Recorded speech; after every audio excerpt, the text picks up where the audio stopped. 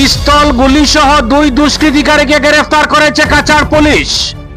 রবিবার শিলচরে কাছাড়ের জ্যেষ্ঠ পুলিশ সুপার নুমাল মাহাতা জানান, শিলচর থানার অধীন ন্যাশনাল হাইওয়ের বাসিন্দা অভিযোগকারী নীলোৎপল দাস একটি এফআইআর দায়ের করেন এবং তিনি জানান যে 5 সেপ্টেম্বর রাত 11:30 নাগাদ 2 অজ্ঞাত ব্যক্তি সানলাইট হাসপাতাল এলাকায় আশ্রম রোডে একটি এক্স প্লাস বাইক নিয়ে অভিযোগকারীকে রাস্তায় আটকায়। একজন বন্দুক দিয়ে তার উপর আক্রমণ করে বসে, যার ফলে তার ডান হাতে গুরুতর আঘাত লাগে। তিনি পড়ে গিয়ে সাহায্যের জন্য চিৎকার করলে তারা ঘটনাস্থল থেকে পালিয়ে যায়। পরে নীলোৎপল জাতীয় সড়ক পুলিশ আউটপোস্টে পৌঁছে ঘটনাটি জানান এবং পুলিশ তাকে চিকিৎসার জন্য শিলচর মেডিকেল কলেজে প্রেরণ করে। তিনি জানান, পুঙ্খানুপুঙ্খ তদন্তের সময় পুলিশ দল ঘটনার সাথে সরাসরি জড়িত 2 জনকে গ্রেফতার করতে সক্ষম হয়েছে। তারা হলেন ডেভিড মার ও ক্রিস্টোফার ডানলাল পেকা। তারা 2 জনই 22 বছর বয়সী এবং তারা উভয়েই আইজল মিজোরামের বাসিন্দা। এই ঘটনার পরিপ্রেক্ষিতে কাছাড়ের পুলিশ সুপার নুমাল মাহাতা সংবাদ মাধ্যমে বিস্তারিত তুলে ধরেন। যোৱা 5 তাৰিখে গভীৰ নিশা শিলচৰ চহৰৰ মাজমদিয়াত আশ্ৰম ৰোডত এটা গুলীচালনাৰ ঘটনা আমাৰ দৃষ্টিগোচৰ হয়।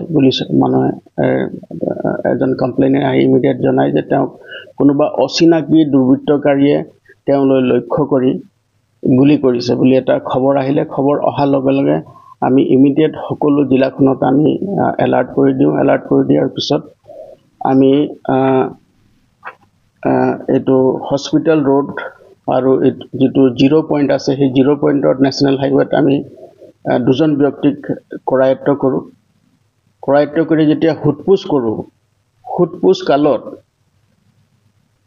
দেখা গ'ল যে এই 2 জন ব্যক্তিক আমি পাইছিলোঁ। এজন নাম ডেভিড মাৰ আৰু দ্বিতীয়জনৰ নাম ক্ৰিষ্টফাৰ ভালনাকপাৰ। তেওঁলোক 2 জনৰ ঘৰ টাইকুৱাল পুলিচ ষ্টেচন আৰু আইজল মিজোৰাম।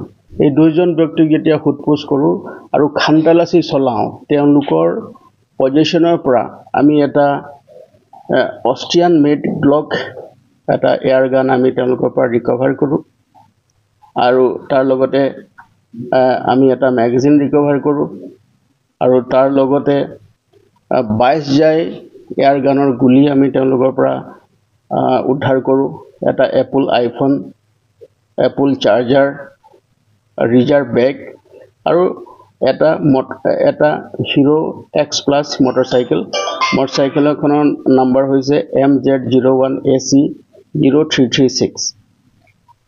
এইকেইটা তেওঁলোকৰ পৰা লাভ কৰোঁ আৰু লাভ কৰাৰ পাছত তেওঁলোকক যেতিয়া আমি থৰো ইণ্টাৰগেশ্যন কৰোঁ, সোধপোছ কৰোঁ, সোধপোছৰ কালত তেওঁলোকে স্বীকাৰ কৰিছে যে তেওঁলোকেই এই গুলীচালনাৰ ঘটনাত মানে এয়াৰ গানৰ জৰিয়তে তেওঁলোকে গুলীচালনা সংগঠিত কৰিছিলে আশ্ৰম ৰোডত।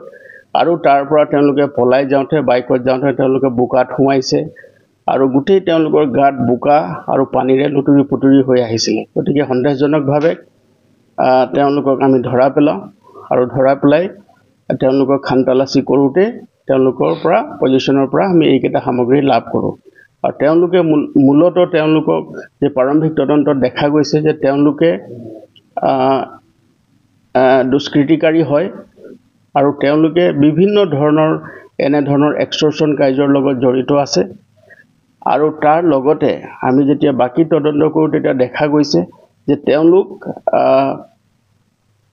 ড্ৰাগছ সৰবৰাহকাৰীৰ লগত কিছু পৰিমাণে জড়িত হৈ আছে আৰু তেওঁলোকৰ কিছুমান লেনদেনত লৈ আৰ্থিক লেনদেন লৈ তেওঁলোকে এই ঘটনা সংগঠিত কৰিছে। গতিকে আমি ঘটনাটো সংগঠিত হোৱাৰ 1 ঘণ্টাৰ ভিতৰতে আমি দুষ্কৃতিকাৰী 2 জনকে ধৰিবলৈ সক্ষম হ'লোঁ আৰু বৰ্তমান তেওঁলোকে পুলিচৰ হেফাজতত আছে।